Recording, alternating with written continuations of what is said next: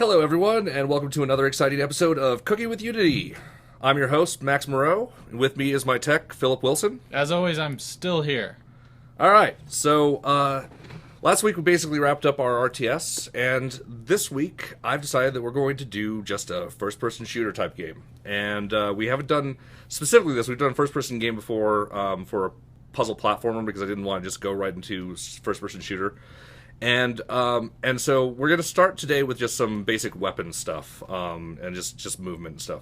So first off, since it's a new project, we've got our new project wizard here. I've named it Cooking with Unity 12, 12, 10. You can call it whatever you want. And I'm including the character controller package because that makes making a 3D game really easy. So we're going to hit Create Project. And then we wait. Yes, we do. I don't know. I probably should have just done this. No, it's good to show that ahead of time. I usually import the stuff afterwards. You can do it either way, but I wanted to show that checkbox was there. Where is it if you do it afterwards? I'll show that in just a second here. So if you want to add a character controller assets later, you can go into Assets, Import Package, and then the whole list that you see. Well, actually, ironically, this is not the whole list that you see. This is the list minus the stuff that you have on the asset store. The whole list has the asset store stuff too. Oh, I see. I don't know why they did it that way, but they did. Huh. So, first off, let's just make it so we can get moving around. We can do this in less than 5 minutes. So we can probably do it in less than 1 minute. Let's start timing. It's 8:04. Let's see what we do. So we're gonna put a plane in. And we're going to take a third-person controller and drag it in here somewhere. Oh, wait, I don't want a third-person controller. I want a first-person controller. I was like, they've really made that fancy. It's a lot fancier than you expected. Yeah. And we'll put this at 0, 0, 0. And then we'll move it up a little bit. And we'll delete the main camera. And then we hit play. And we've got first-person movement, WASD. Wow, that was less than a minute. Yeah, that was less than a minute. Can you jump, too? I can jump, too. Wow. Right. Wow, that was real fast. Yeah, blazing fast. I will have to say that I am impressed. All right.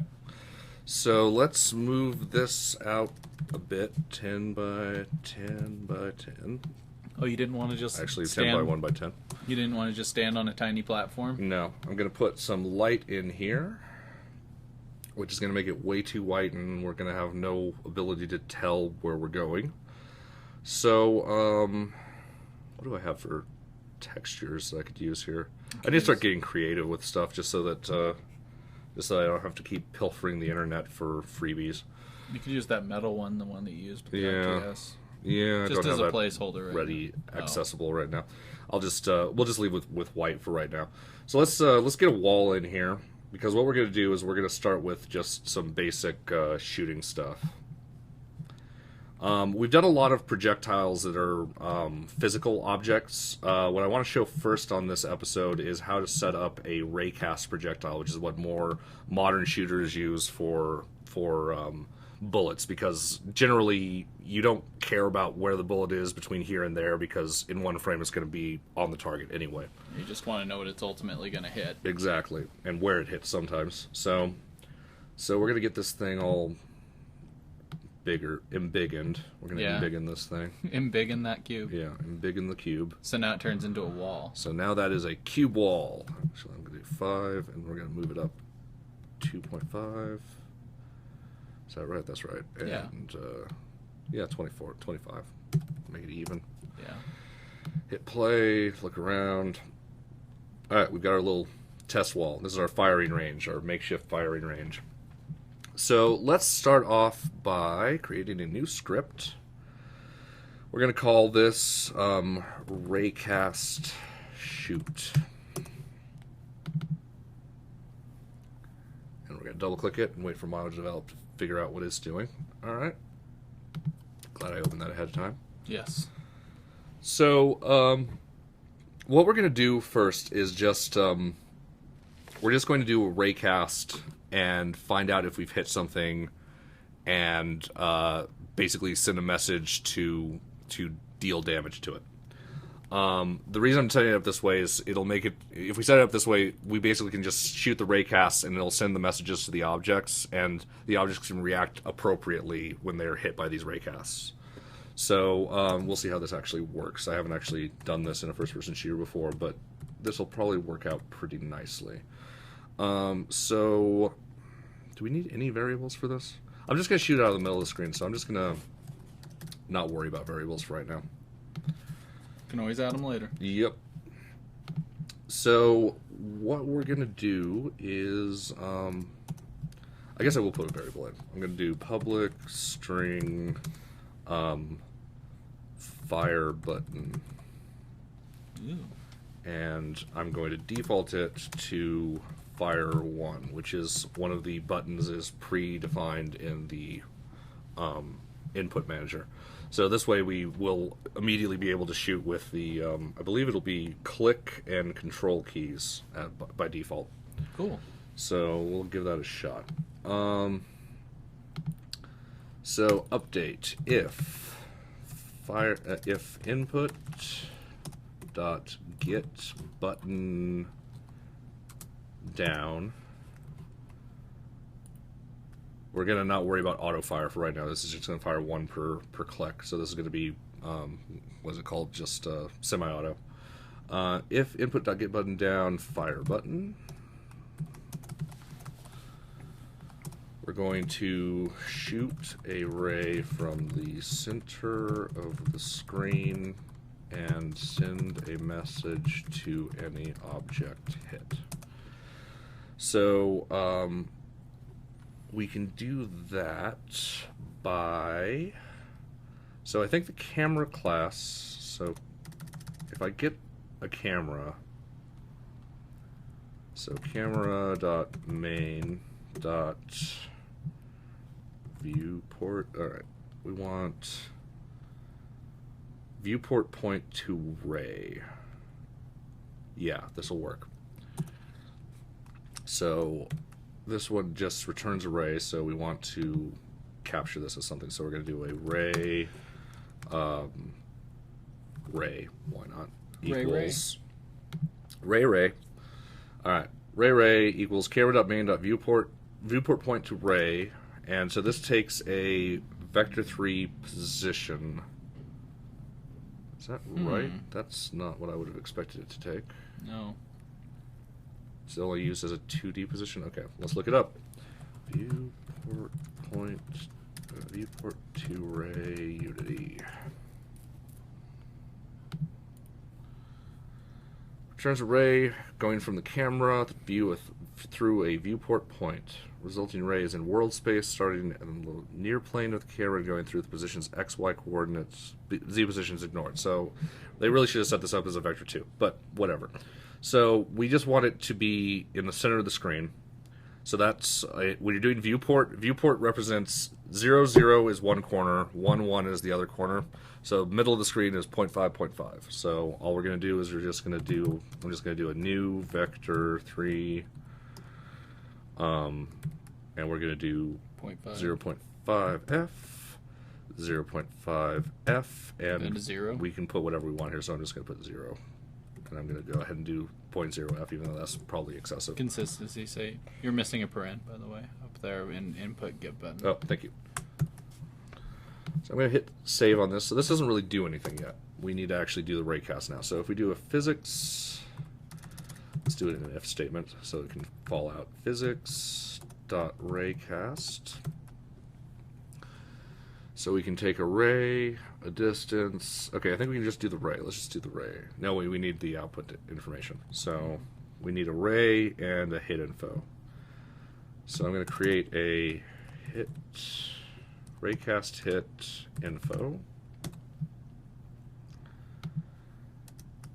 And we're going to look at this again. So we want ray and raycast hit info. Perfect. So we just take our ray and we do our info. Actually, out info. If you don't do that, you'll get an error. Actually, let's find out what that error is real quick, because this is a very common mistake to make. And so it'll be good to know. Oh, wait. Oh, you had an if statement. Still not enough. That'll work. It's actually really bad code, but whatever. Oh, no, it's bad enough that it didn't like it, so let's do it this way. Still didn't like it. Unassigned local variable info. It doesn't. Okay, so that's it. That's what you get. You get use of unassigned local variable info. And then actually, further down, it does actually say argument number 2 is missing out modifier. That's the actual problem. So if we put the out there, it should compile and run. All right.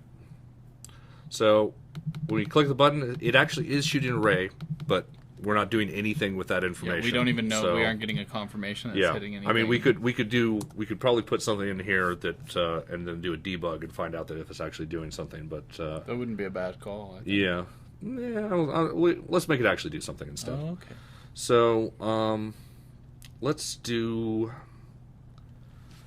So we're going to use send message. So we're going to do a info.game object. No, info dot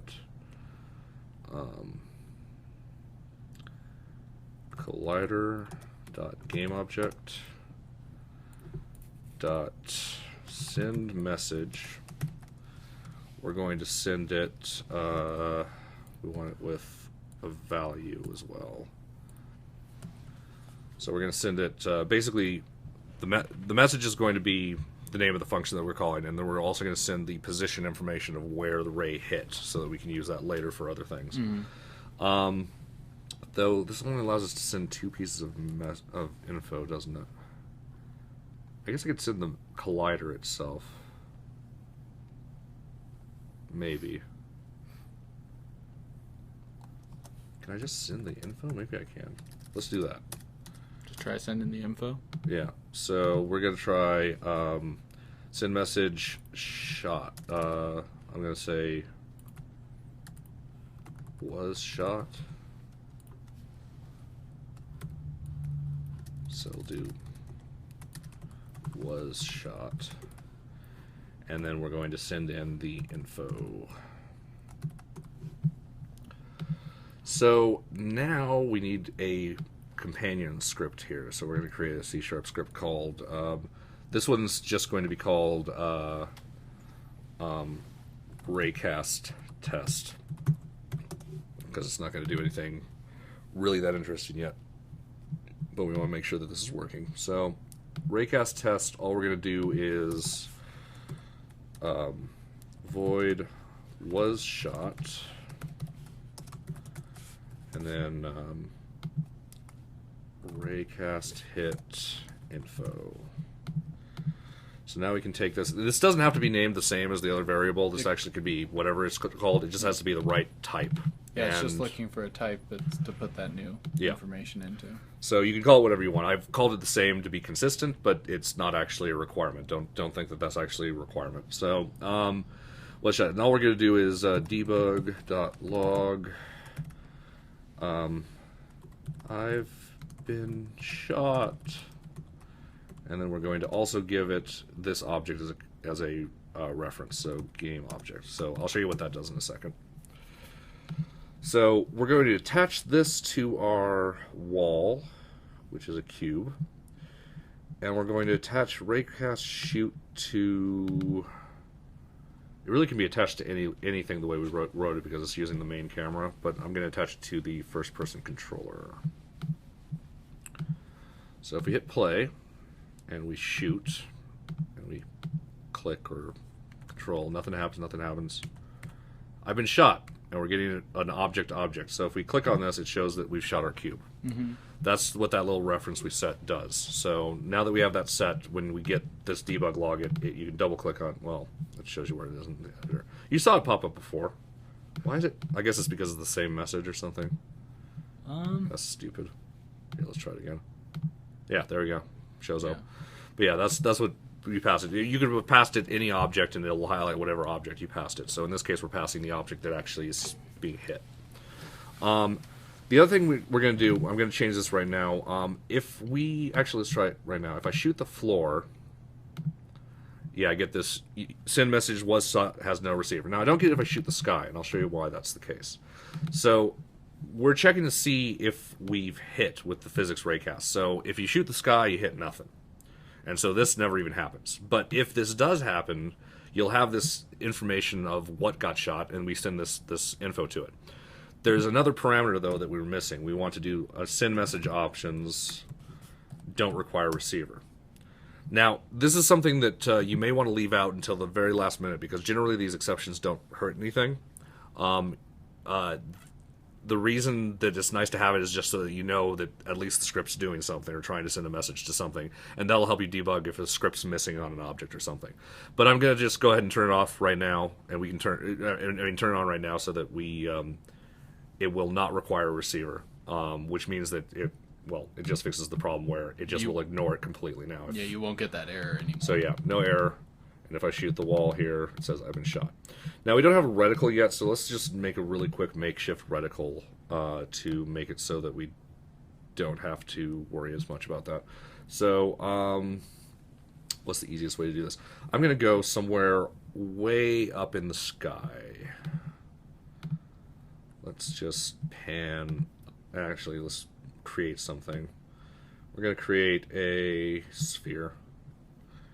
And we're going to throw it up in like 100sville in the sky. And I'm going to focus on it by hitting F. So we've got our sphere. We're going to set up another camera. Create a camera. We're going to move the camera back in the Z direction until the sphere looks pretty good for what we're doing. So I'm just going to do... Actually, let's make it orthographic so there's less chance of screwing something up. And we'll just make the size...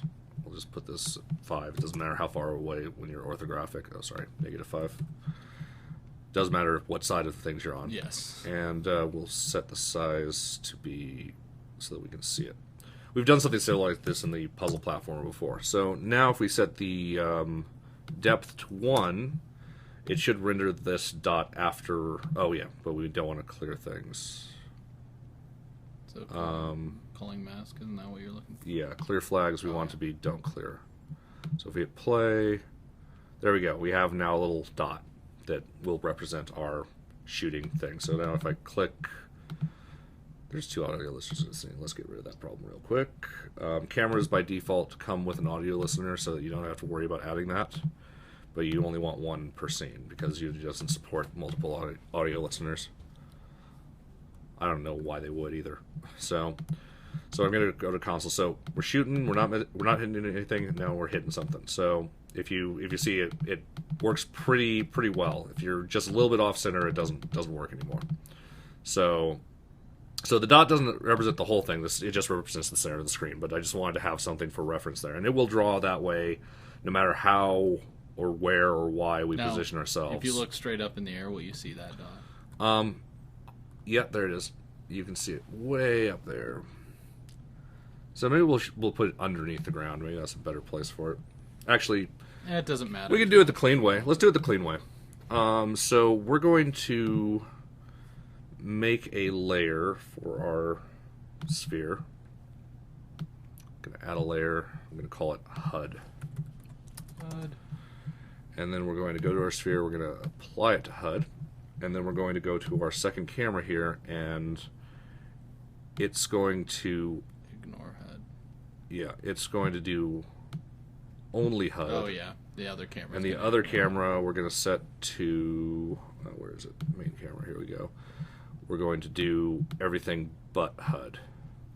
So now it will render everything. So now if we hit play, you still see the little thing, you don't see the thing in the sky anymore. And so that fixed that problem very quickly. Yep. So even if you shoot the back of this, it'll work too. Yeah, it should work on all sides. So let's do something more interesting now. Let's actually get a bullet hole going where we've shot. Let's leave marks where we shot. Yeah, let's leave a mark where we've shot, so at least we have some feedback, and then we can find out if our message is actually sending the proper data. This seems like how GoldenEye did paintball mode back on the good old N64 It's going to be very days. similar. It's going to be very similar. As a matter of fact, thank GoldenEye for this, because there's what I'm going to show you is a very basic way of setting up bullet holes. And when I say basic, it's really important to understand that this will not look right on complicated geometry. Like if you're dealing with really complex geometry, you're going to have things that go a little bit off the edges, and you're going to have like edge cases where like if you shoot the very edge of a wall, the decal is going to go slightly out. I don't think it matters for this show too much. I might go into more detail later on how we can fix some of these issues. If we were doing a PC one, we could just do projectors, which would allow us to project onto the geometry of the scene, and then it will look better. But the problem with the projection stuff is it's costly. So we're probably not going to do that, because I like to make stuff on this show that you could do on mobile, really no problem.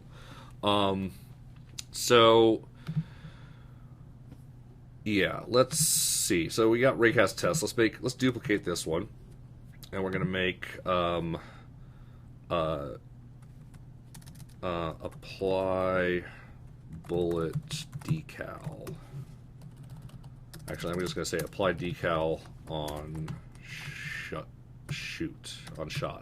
on was shot. No, I think that's good enough. Apply decal on shot. I'm doing was. On was shot.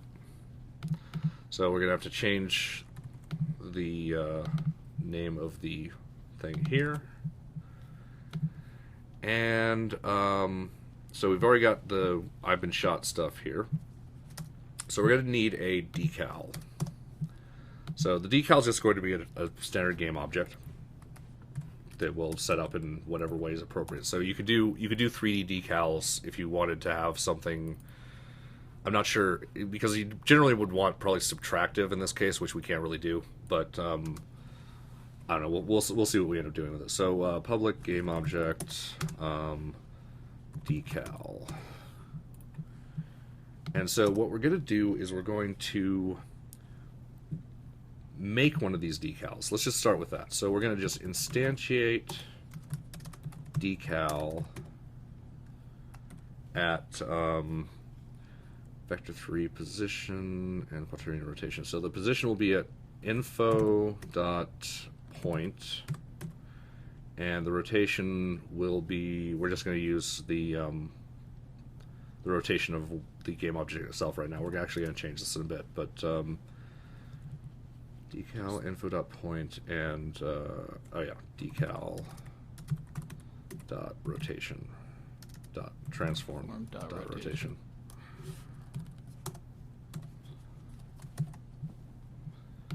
So, for sake of simplicity, I'm just going to make the decal right now. Actually, yeah, let's just do a cube for right now. Let's just make it real simple. Make it a red cube or something. Okay, I'll make it a red cube. You know I'm always going to say red. I know you're always going to say red. You're a red fiend. Yeah, I am. I like green myself. Well, make it green if you want to, but it wouldn't make a lot of sense being green. It doesn't make a lot of sense being red, though, either, in this case. Yeah, well, for the wall, yeah, it doesn't make a whole lot of sense. It should probably it's be paintball black mode. or gray. It's paintball mode, man. Oh, we could just have it pick a random color. Yeah, well, we may add that, actually. I like doing random color stuff sometimes. So we've got our little red cube, and we can delete the one from the scene, and we can hit play. And so, we didn't actually attach the script to anything. So let's attach this to applied decal on was shot. So we can do... That's on the wall, right? Yeah. So this thing already has the Raycast test. It doesn't have the decal in it yet, though. Yeah. So now it has the decal in it. All Wait, right. that's the wrong cube. I want this cube. All right. Was it going to start putting walls on? Yeah, I was going to put walls on top of walls.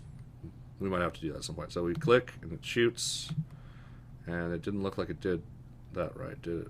No, it did not. Yeah, it's not making anything. Oh, wait, I saw something. You saw something that time? Yeah, do it again real quick. All right. Thought I saw a red. Oh, there we go. Huh. Wonder why it wasn't working before. This is working pretty good right now. So if we shoot the red ones right now, it's going to actually not hit the wall. We'll fix that too, because we obviously don't want this. As a matter of fact, the easiest way to fix that is these things should not have colliders. Correct. So let's actually fix that right now on the cube, because there's no reason to have this for a decal. Although it would be interesting to build out from things, I guess. You could make kind of a weird building type like system. A foam. What was that game that had the foam bullets? The Metroidvania game. Shadow Complex. Shadow Complex, yeah. That was a really good game. Foam bullets. So now if we click on one that's already there, you can see that it just keeps making new ones. And so, yeah, we're shooting our objects, and paint the wall we can red. paint the wall red with big, thick, red cubes. You could make probably some sort of avant-garde art game with this. Yes, you could. So, so we have it. We're making the cube. Now, the cube looks pretty great right now. So let's actually show why this. So the problem with it is the cube is going to look great because cubes look like cubes. If let's show one of the problems here. So if I rotate, currently we're using the rotation of the cube in the project hierarchy here. So what that means is if I have a wall that is at an angle, so I'm going to actually rename this to wall so I can find it easier, and we're going to focus on it. So if I just rotate this wall off kilter, that's not what I wanted to. So we want, what happened? Okay, wall, rotate. Where's the rotate? So if we rotate it like this and hit play, when we shoot it, you'll see that the cubes no longer are nice and flush with the wall. And the reason for this is because we're using whatever the rotation is in this, and right now the rotation in this is just like if it's not rotated. As a matter of fact, it should be identical to quaternion dot rotation, quaternion dot whatever the default transform is. I don't remember what it's called.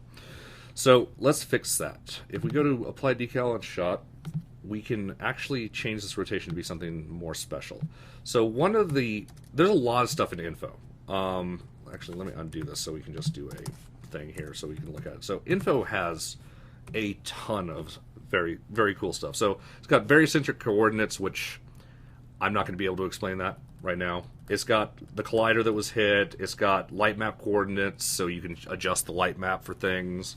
It's got the normal, which is actually exactly what we need. Now, the normal, what a normal is if you've ever heard the mathematical term for normal, it's a perpendicular vector. So what it is a single unit vector that is perpendicular. I may have to actually show the video on this so that you can see my hands here. It's perpendicular to the surface. So no matter what angle the surface is, it's a perpendicular angle to that surface. So with this, we can actually change the rotation to be useful. So what we're going to do is we're going to do info.normal. So this is just a vector 3. This won't help us in the rotation thing. We need to convert this into a quaternion, which quaternion has a very useful function for this. So if you do quaternion dot look rotation, and you just give it the vector 3 forward, so we're just going to give it the info.normal. So that's our vector 3 forward. And we put the last paren on here, and this should just do it. This should be all we need to do. So if we hit play here and we shoot, oh yeah, it's now working the way that we intended it. So you can see how these things stick out from the side. So one of the keys here is until we find a good way of fixing that, which honestly the best way of fixing that is probably just making it so that if it's near an edge, it doesn't actually spawn, which I can probably show how to do that. Because no one's going to notice one missing bullet hole. As a matter of fact, if you've shot every surface in most, even modern games, you'll note that most surfaces, not most, there's a lot of surfaces that aren't tagged, that will just not accept it. And one of the things that's nice about the way we've set this up already is if you have different surface styles, this script is attached to the object that's receiving the decals.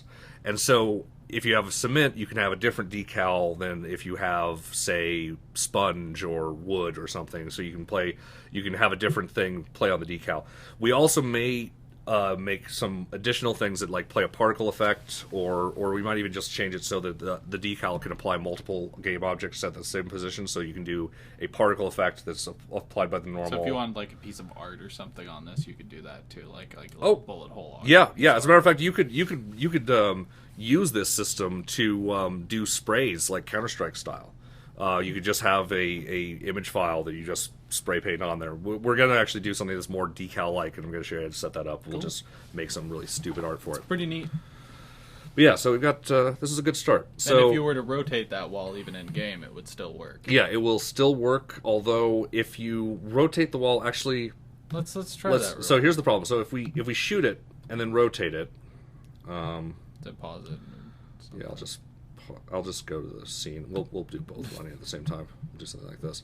So if I took this this wall thing, and rotate it now, you'll note that the bullet hole doesn't rotate with it. So this is not appropriate for dynamic geometry, but it will affect the subsequent shots so that they will be aligned properly to the surface. So obviously, if you have moving geometry, you'll want to fix that. And in some older games, you'll see that most moving geometry does not actually take a decal. My favorite example, actually, just because there's such a limit of the decals and they're so big, is Portal.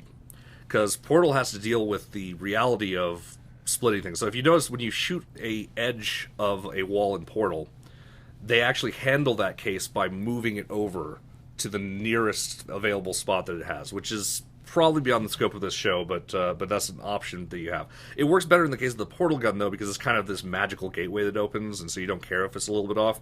If you're shooting a bullet on this edge of a piece of geometry and you see bullet holes coming to the right of it, I don't think that'll look as good. Yeah, it'll look a little bit more jarring. Yeah. And it'll make you think that your gun's inaccurate. I know some people who, I know I do this. Like I've been playing some Call of Duty recently, and I will sometimes check weapon accuracy just by doing bullet hole checks. And so if you have erratic behavior like that, you might make some OCD people unhappy. So let's actually make it so that we could handle a rotating object, though, because this is actually super easy to fix. I think we can fix it in one line. So if we go into our apply decal on what's shot, what we're going to do is we're going to add another... Okay, so we do have to modify one line, but I'm pretty sure we can do this in just one. So game object... Actually, we're going to do transform.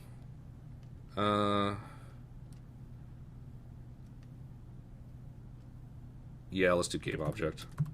Game object instance equals as game object. So now we have a reference to our recently instantiated object. And so we're going to do instance.transform.parent equals transform. So what this is doing is, in our instance, we are setting its parent to be the object that the script is attached to. Mm-hmm. So now, if we shoot at this wall, you'll see that in here is actually this list of objects that are inside the wall now. And now if we rotate the wall, you'll see that they actually decals move with the wall, and we can even move the wall or whatever we want to do, and it will keep everything together. And that's due to them being child objects of the wall. Exactly. So that's what these represent. So these represent now offsets from this parent object, and the parent object, as we move it around, obeys everything as you would expect it to. So let's actually make it a decal that looks a little bit better. I'm going to open up Pixelmator, though, just use whatever graphics program you're most comfortable with. I use GIMP because it's free. GIMP is free? I should probably start showing GIMP on the show because this is technically a pay app, and I usually try to avoid that, but I'm just used to this one at this point. GIMP requires a little bit more love than all the other ones, just because it's open source piece of software, and not saying that's a bad thing, but it has its own little quirks. You get what you pay for. That's the big problem with it. Like with most open source software, if it's free, there's sometimes the free tax. And I'm not saying that's always the case. Like I use some really great free software. Like CamTwist is amazing, and I use that. Actually, I'm not using it for this show, but I used it when I was doing the live broadcasting, and that should be a pay app. It's an amazing app. So 64 by 64, we don't need that much. Well, we're going to do 32 by 32. I like to err on smaller textures rather than larger ones because I don't know. You can just throw whatever you want on things now, but back in the good old days, you cared. You cared about keeping it under that memory footprint of like 12K that you had or whatever. Not so much anymore. Not so much anymore. But yeah, so let's just make a little bullet hole type thing. So I'm going to delete. Actually, we're going to create a new layer. We're going to delete this background layer. So now we have this transparency thing here, and I'm not going to spend too much time on this, I swear. And all we're going to do is, where's the paintbrush? There we go. I'm going to zoom in, and we're just going to paint some black. Actually, let's paint white first. So let's do just some white here, and then we're going to do some black in the middle. That wasn't pure white. Oh well.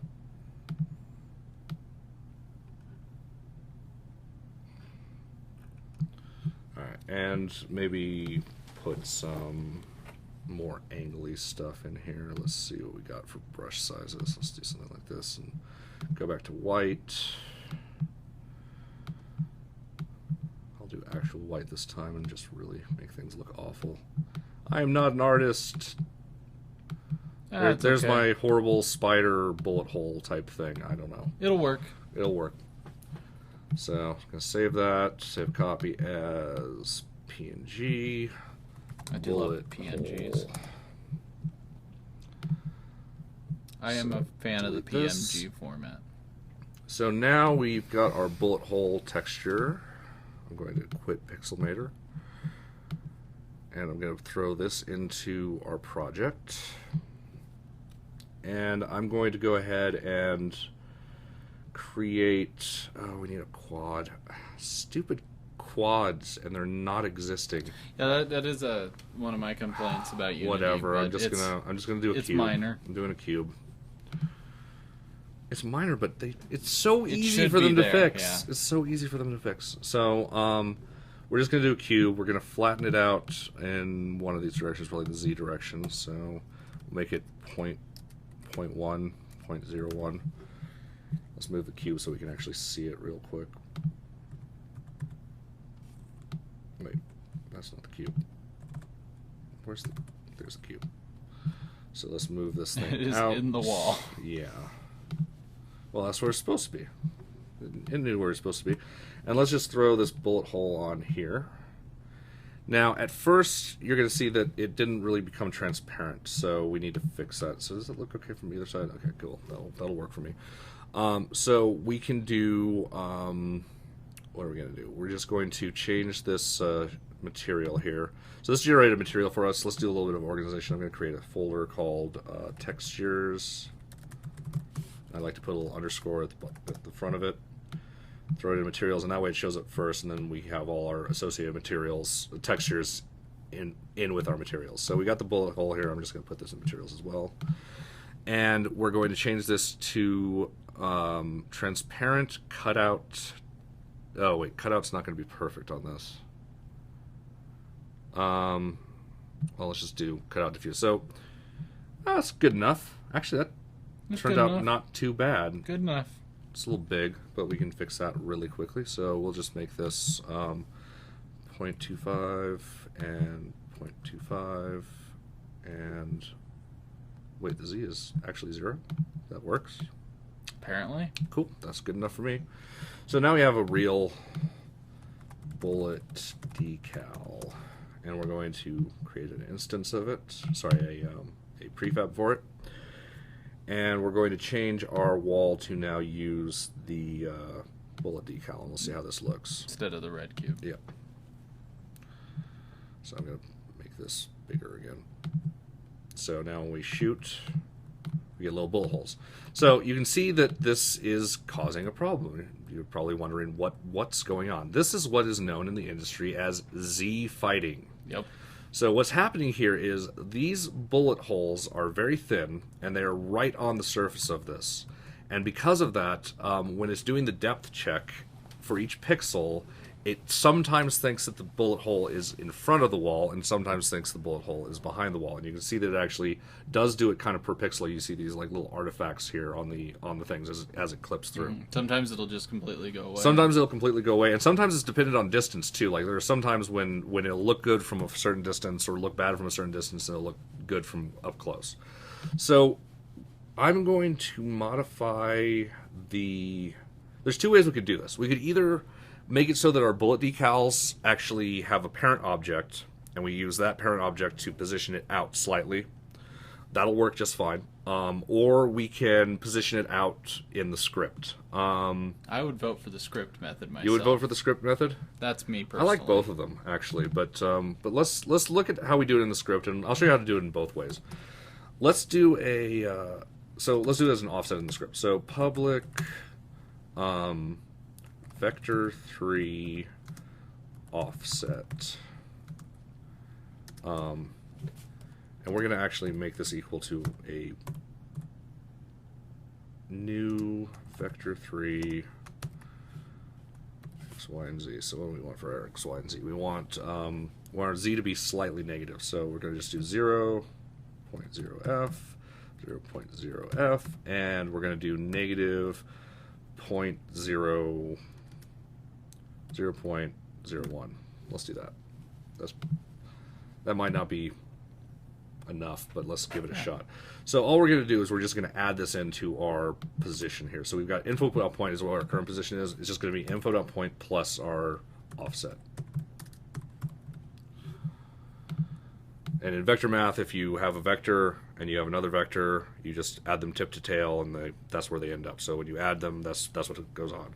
Subtraction allows you to basically get the vector between two objects. Addition allows you to offset things based on vectors. So we hit play again. Oh, we've got an error.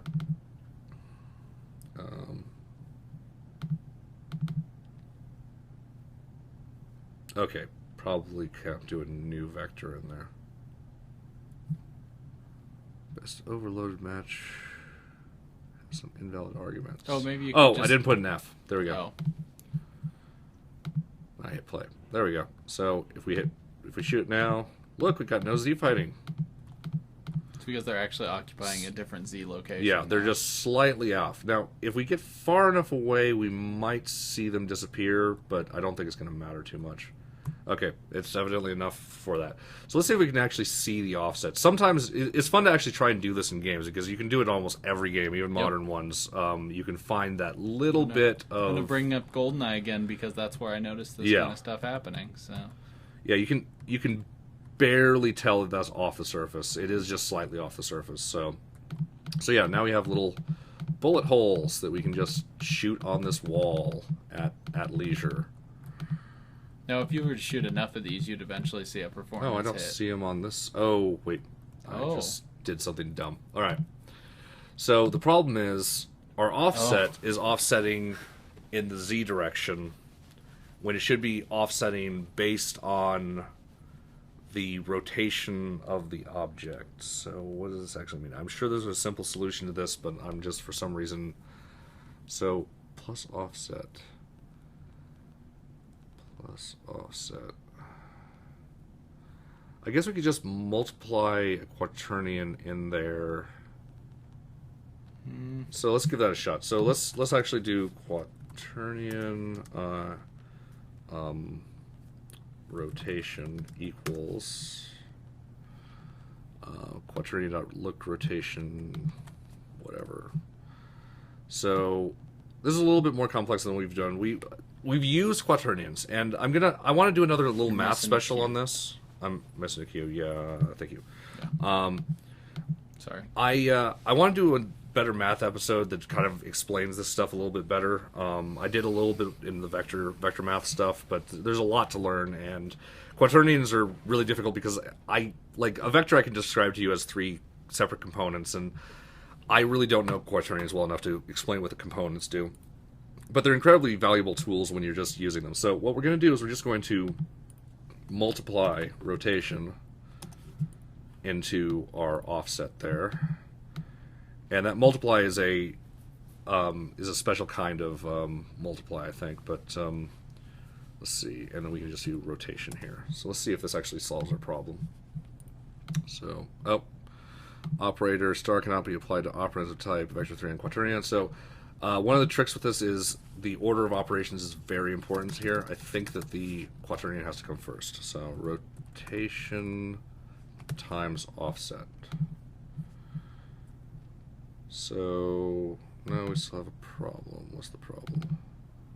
Show compiler. Oh, it's fine. Okay. Now we're not seeing So anything. now we're not seeing anything. And I think that's because...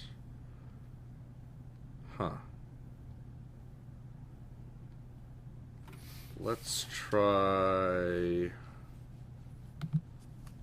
doing this. I don't think this is going to fix it, but let's give it a shot.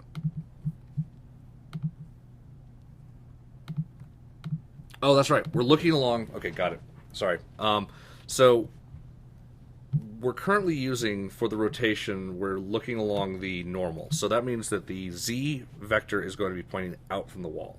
I've applied this negative. I actually want it to just be positive because we want it to actually move forward off the wall. So now when we hit play, this should actually be the 1. No, it's not the 1. Let's work on any of the angles. All right.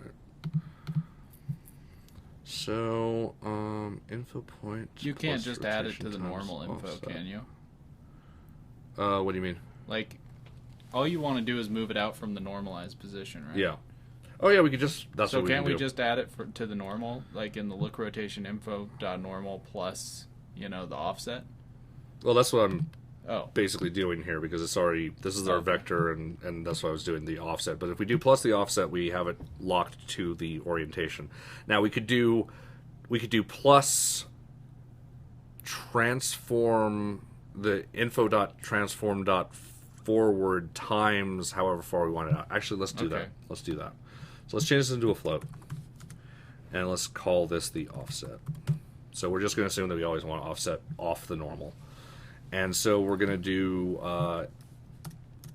info.point plus info.transform.forward times offset. And we're going to do equals 0.01 f.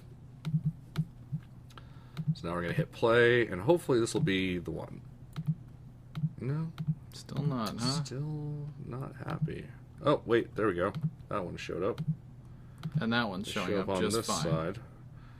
So that means that my math's off again somehow. Let's not do info.transfer. Oh, we can just do the normal. So info.normal times offset. There we go. Hit play. There we go. That one works. That one works. And that one works. Okay, we fixed it up. So why are you multiplying it, by the way? So why I'm multiplying it is, what this is this is a vector, and this is a float, which also in this particular case it will be called a scalar because it scales the vector. So this vector is 1 in a direction.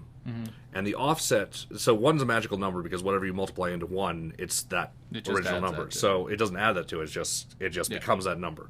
So if we get rid of this multiply, like if we don't do the offset, if we don't multiply on the offset. Well, what if you just added it? Well, you can't. Okay. You can't add a float to That a would vector. make sense Yeah. then. So you hit play, and so now you'll see that it comes out about a cube's length out. Yeah. Oh, okay. And so multiplying that smaller value in shortens the vector so that it only goes off by that amount. It can also lengthen the vector. If we set the offset really high, it'll be huge. So if we go back in here, I could shoot some of these here. Yeah. And then we could adjust the wall. Where is it? We could adjust the offset on here to like 10. And then we hit shoot, it'll actually show up there. That's funny. So yeah. Huh.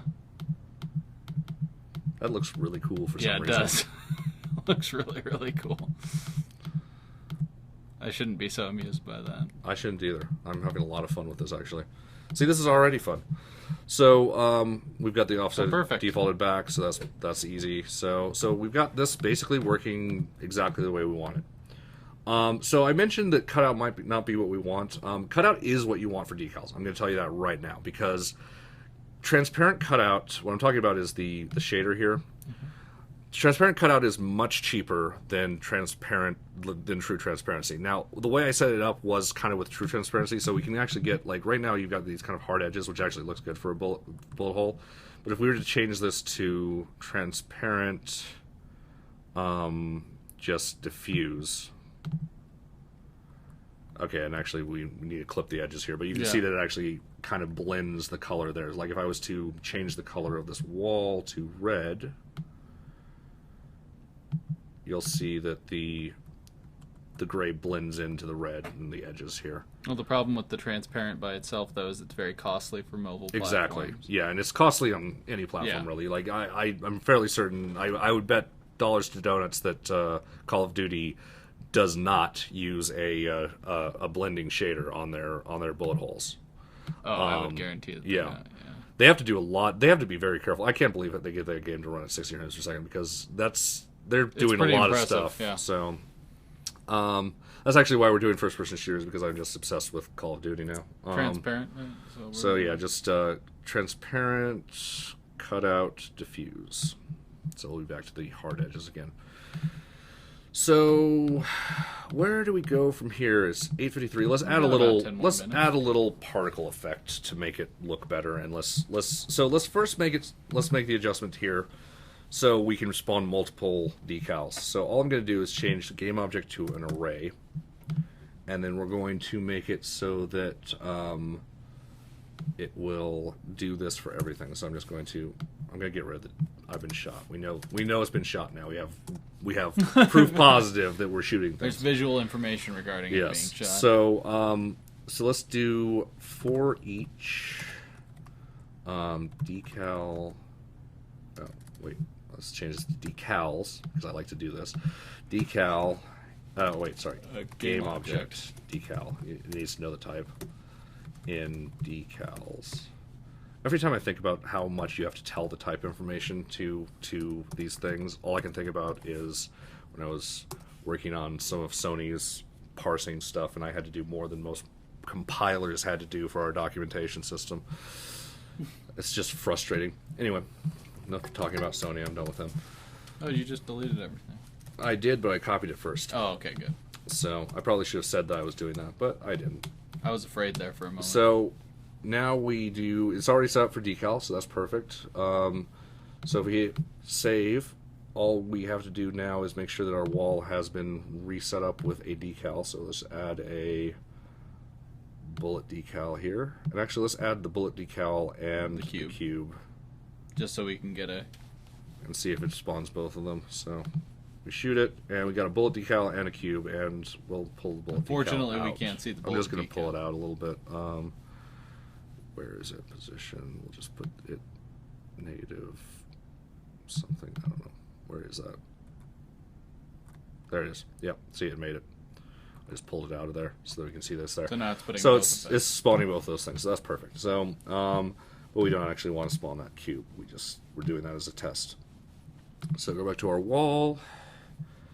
We can just reduce it to 1, and we'll be just back to the bullet decal. And let's start working on a little particle effect. Now, again, I'm not an artist, so I've probably done more particle system stuff on this show than I have done outside of this show. So, and I've only done like 10 minutes, 20 minutes of tinkering on the show for particle systems. So there's a lot to it. So yeah, there's a lot to it, and I don't know most of it. So we're gonna do cone is probably good for this. We're gonna need let's see. Probably doesn't need a loop. Definitely doesn't need a loop, though it's nice for building purposes. Yeah. Let me just move this so we can see it a little bit easier. Less rotation. That's not moving at all. Alright, so there we go. We got some particle stuff going on here. I'm going to set the rotation to 0, so it's now shooting out. because we want it's going to basically be shooting along the normal automatically. So this is exactly how we want it set up. If you see it, like if we select this in the scene, you'll see that all of the particles are emitting out towards the Z, which is what we want because we're using the look rotation, and look rotation assumes that the Z is forward. This is why I always stress that if you set up your models, set them up so that they're facing the way that you want them to face, what you would consider forward for that model. So that way you can use look rotation. It makes your life so much easier than having to do all the other transforms and modifications. Absolutely. So let's make the radius 0 so that it's coming from just a single point. Let's have it... let's go to see. emission real quick. Yeah, let's see what we got in emission here. Is that it's 10 over time? That's what it is there. So you can just say that it, like, you can basically say limit it to 25 particles and then have them just do go 25 over. and so it'll just be one shot. It'll just be like a bleh. So if we that's not well, it's because it's looping now. So but if we do stop and then simulate. So the reason it's doing that is because we have the duration set high. So let's set duration to very low. And since this is per second, we're gonna multiply this by 10 to make this work out. So if we hit, whoops, that's not what we wanted. Well, that did what we actually wanted to do. So you can see it actually does a bleh thing now. So let's do, let's see, let's make the size go down.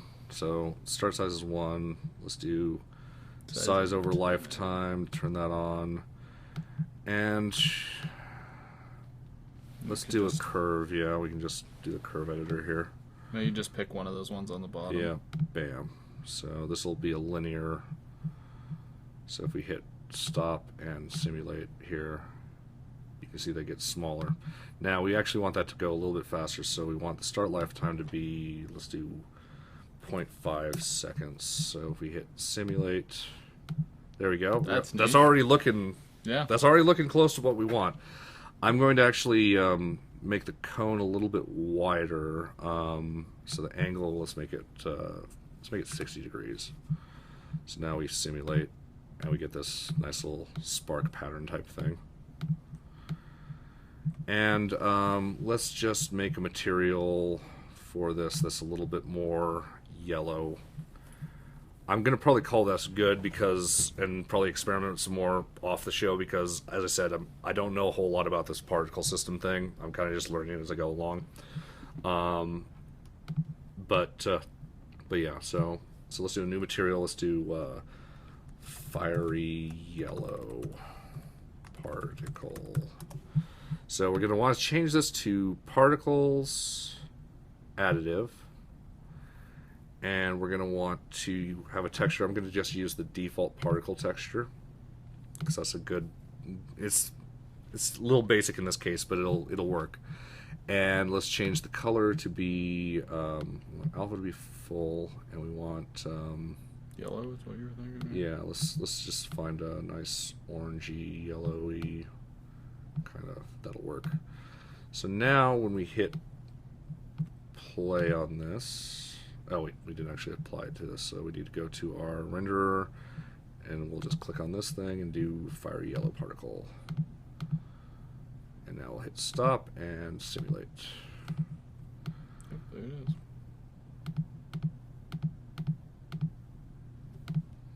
I wonder why it's not additiving up to white when they're near each other.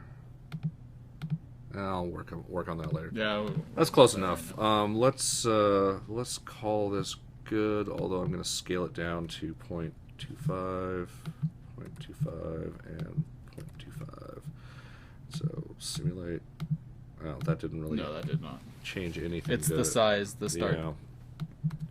All right, so let's just make the start size 0.5. And now it should. No, it's not too bad. Let's make it fade out a little bit faster. There you go. All right, that looks pretty good. So let's call this a bullet hit particle You would probably have a bunch of different ones of these for different types of surfaces. This one's kind of a spark style. It doesn't look great, but it'll work for our purposes.